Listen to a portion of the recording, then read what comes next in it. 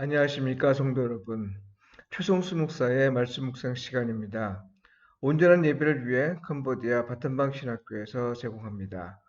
오늘 본문은 에스겔 37장 1절로 28절까지의 말씀이고요. 완전한 절망, 완전한 회복, 이 제목으로 말씀을 묵상하겠습니다.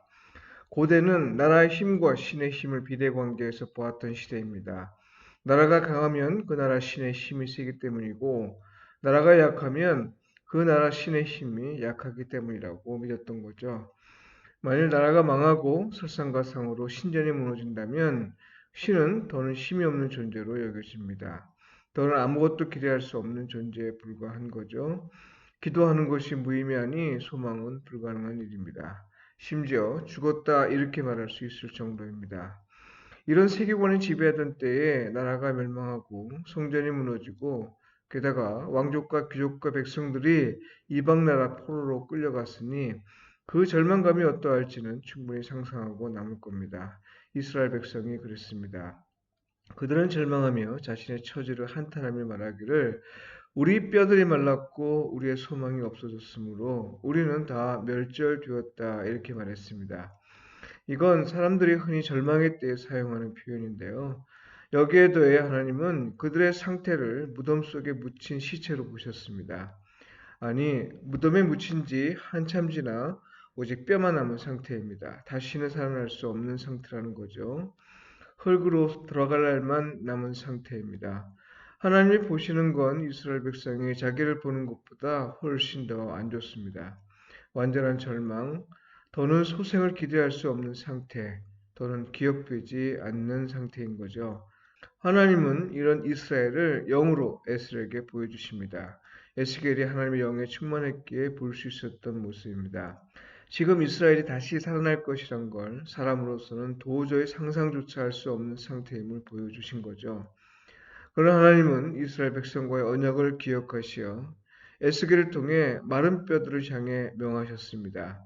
내가 생기를 너희에게 들어가게 하리니 너희가 살아나리라. 너희 위에 힘줄을 두고 살을 입히고 가죽으로 덮고 너희 속에 생기를 넣으리니 너희가 살아나리라. 또 내가 여호와인 줄 너희가 알리라 하셨다 하라. 에스겔이 이 말을 대언하니 말씀대로 이루어졌습니다. 뼈가 서로 연결되고 힘줄이 생기고 살이 오르며 그 위에 가죽이 덮였습니다. 그리고 그 후에 생기를 명하여 살아 움직이게 했습니다. 흙으로 사람의 형상을 지으시고 그 코로 생기를 불어넣어 생명이 되게 하신 창조의 순간을 떠올리게 하는 모습입니다. 없는 것을 있게 하신 하나님은 죽은 자를 살아나게 하셨습니다. 완전한 절망을 완전히 회복하여 주실 것이란 비전이죠. 사람으로서는 도무지 상상조차 할 수 없는 일을 하나님은 하실 것이란 말입니다. 그런데 성도 여러분, 이 일을 이루시면서 하나님은 성령과 한 목자를 말씀하시고 계심을 유념해야 합니다. 성령이 이스라엘의 생명을 회복하면 한 목자가 나타나 분열된 나라를 회복하고 성전을 회복하여 그 나라와 백성을 거룩하게 할 것이라는 겁니다.